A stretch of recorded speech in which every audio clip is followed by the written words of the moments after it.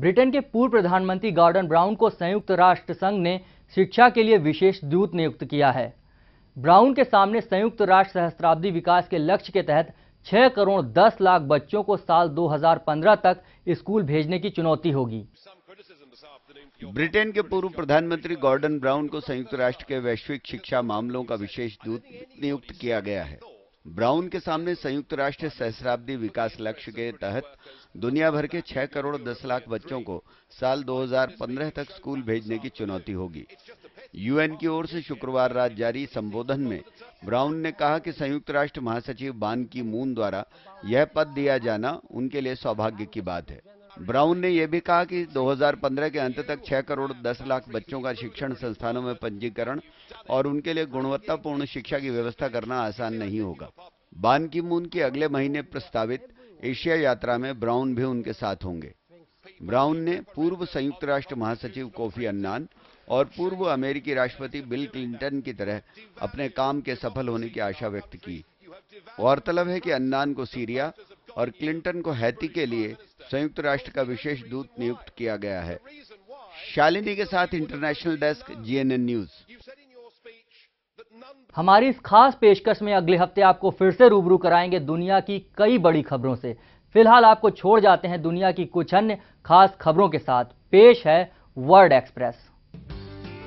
America ने शुक्रवार को ईरान के परमाणु और बैलिस्टिक कार्यक्रम से जुड़ी 50 से अधिक संस्थाओं और कुछ लोगों पर अतिरिक्त प्रतिबंध लगाया है। अमेरिकी वित्त विभाग में आतंकवाद और वित्तीय खुफिया मामलों के उपमंत्री डेविड कोहन ने कहा कि यह प्रतिबंध इसलिए लगाया गया है ताकि ईरान अपने परमाणु कार्यक्रम को लेकर अंतर्राष्ट्रीय समुदाय की चिंताओं का समाधान करे।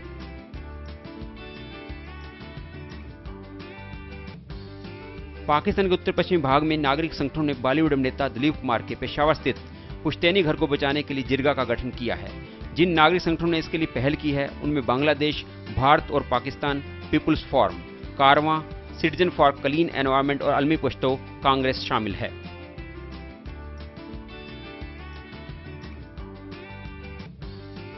पाकिस्तान की अफगानिस्तान से लगती सीमा पर कबायली क्षेत्र में आतंकियों के खिलाफ किए जा रहे ड्रोन हमले को लेकर अमेरिका के साथ समझौता हो सकने की संभावना नहीं है। पाकिस्तानी वार्ताकार समझौते के लिए प्रयास कर रहे हैं। डॉन अखबार ने एक पाकिस्तानी अधिकारी के हवाले से कहा है कि अमेरिका के साथ चल रही बातचीत में ड्रोन हमले रोकने को प्राथमिकता दी जा रही है, लेकिन इस पर समझौता होना संभव नहीं है।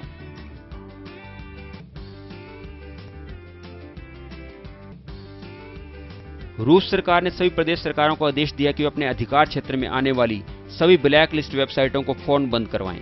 इंटरनेट की स्वतंत्रता के कार्यकर्ताओं ने सरकार के इस फैसले का विरोध करते हुए इसे इंटरनेट की स्वतंत्रता के खिलाफ बताया है।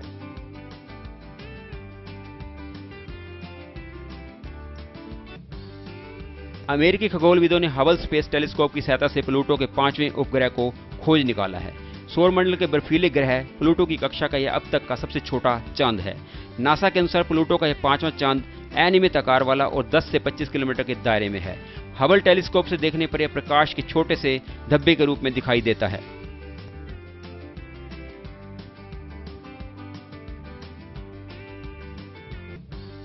मिस्र में सेना के साथ चल रहे सत्ता संघर्ष के बीच राष्ट्रपति मोहम्मद मुर्सी ने कहा है कि वह संवैधानिक अदालत के निर्णय का सम्मान करेंगे। राष्ट्रपति कार्यालय द्वारा गुरुवार को जारी एक बयान में कहा गया कि मुर्सी संवैधानिक अदालत के उस फैसले का सम्मान करेंगे जिसमें इस्लामिक प्रभुत्व वाली देश की संसद के सत्र को बुलाने के उनके फैसले को गलत ठहराया गया है। जारी बयान से मुर्सी का नाराज न्यायपालिका को शांत करने का उद्देश्य प्रकट होता है।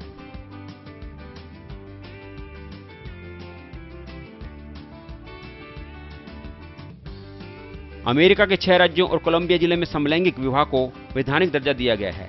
एपिस्कोपल चर्च अमेरिका में समलैंगिक संबंधों को आशीर्वाद देने वाला अमेरिका का सबसे बड़ा संप्रदाय बन गया है।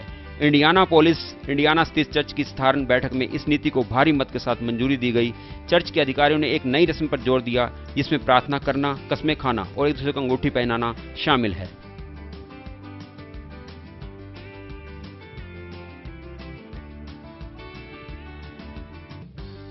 पाकिस्तान ने कहा है कि वे सर क्रीक और सियाचिन जैसे विवादों को सुलझाने के लिए भारत के साथ किए गए समझौतों को पूरा करने का इच्छुक है।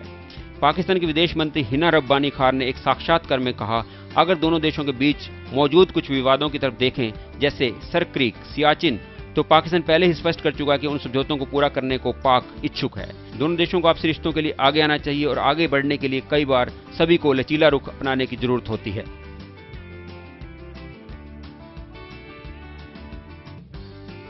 रूसी संसद ने इंटरनेट सेंसरशिप से जुड़े एक विवादास्पद बिल के पक्ष में मतदान कर दिया है। इस बिल के बारे में कुछ सक्रिय कार्यकर्ताओं का मानना है कि यह उन वेबसाइटों को प्रतिबंधित कर सकता है जो सरकार को अवांछित लगती हैं। इसी से जुड़ा एक अन्य विवादास्पद कदम उठाते हुए अधिकारियों ने बुधवार को एक ऐसा बिल भी पास कर दिया जो किसी भी लिखित या मौखिक आपराधिक प्रयास करने वाले को 5 साल तक की सजा का प्रावधान करता है।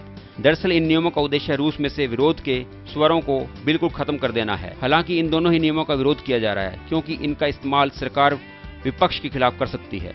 रूसी संसद में बहुमत प्राप्त यूनाइटेड रशिया जिस तेजी से यह नियम ला रही है उसकी आलोचना कई कानूनविद कर रहे हैं।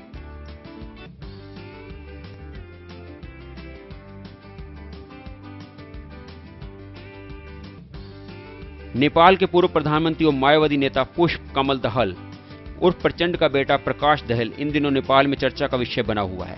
प्रकाश ने पहले 2 बार शादी की थी और अब एक लड़की को लेकर फरार हो गया है। दोनों इस समय पटना में हैं। प्रकाश ने 1996 से 2002 तक पटना में रहकर ही पढ़ाई की थी। प्रकाश हाल ही में 9 सदस्यीय दल के साथ माउंट एवरेस्ट फतह करने निकला था। इस दल के लिए नेपाल सरकार ने 2 करोड़ रुपए की राशि भी घोषित की थी।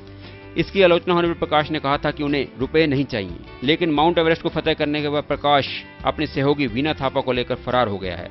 वीना मायावादी पार्टी के छात्र विंग की नेता हैं।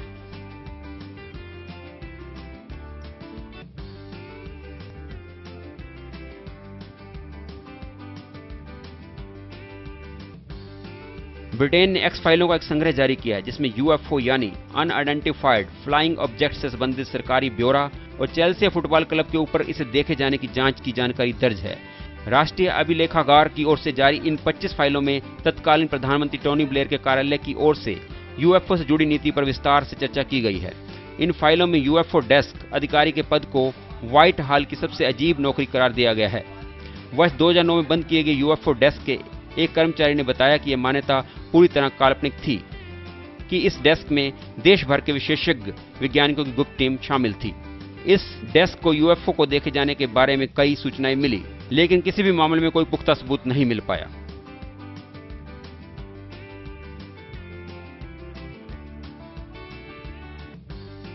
इराकी सरकार सीरिया संकट के समाधान के लिए संयुक्त राष्ट्र की 6 सूत्रीय योजना व उसके व्यापक कार्यान्वयन के समर्थन में है। संयुक्त राष्ट्र अरब लीग के विशेष दूत कोफी अन्नान ने कहा है कि इराक ने सीरिया के संकट पर चिंता जताते हुए सीरिया का साथ देने की बात कही है। अन्नान सीरिया व ईरान होते हुए मंगलवार को बगदाद पहुंचे। उन्होंने वहां इराकी प्रधानमंत्री नूरी अल मलिकी से मुलाकात की। उन्होंने बताया कि दोनों पक्ष सीरिया में बढ़ रही हिंसाओं को रोकने के लिए सीरिया का साथ देने को प्रयासरत हैं।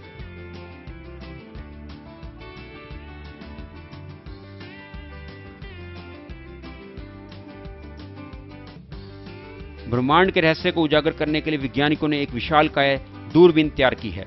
1 घन किलोमीटर लंबी यह दूरबीन कितनी बड़ी है, यह इससे समझा जा सकता है कि न्यूयॉर्क का एम्पायर स्टेट बिल्डिंग, शिकागो का विलिस टावर और शंघाई के वर्ल्ड फाइनेंशियल सेंटर की पूरी लंबाई मिलाने पर भी यह दूरबीन से छोटी ही होगी। दुनिया के इस सबसे बड़े दूरबीन से न्यूट्रिनो जैसे सूक्ष्म कणों का आसानी से परीक्षण किया जा सकेगा। आइस क्यूब नाम की इस विशालकाय दूरबीन को बनाने में वैज्ञानिकों को 10 साल लगे हैं। फिलहाल इस दूरबीन को अंटार्कटिक के बर्फ में करीब 2400 मीटर की गहराई में रखा गया है।